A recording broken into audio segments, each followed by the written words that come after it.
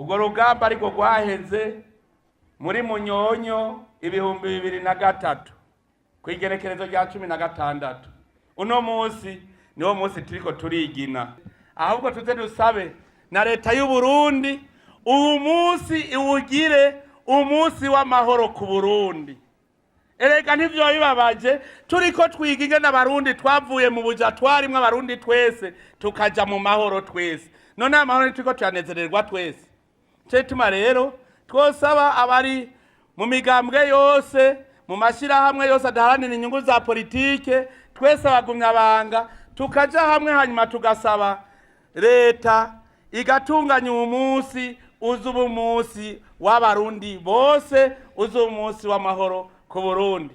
Kandi nta nkeka uko baza barabibona niko bazobitegera, kandi nabo bazodufasha kugira ngo leta izidutunganirize uyu munsi ntuzosubire kwitwa abagumyabanga gusa.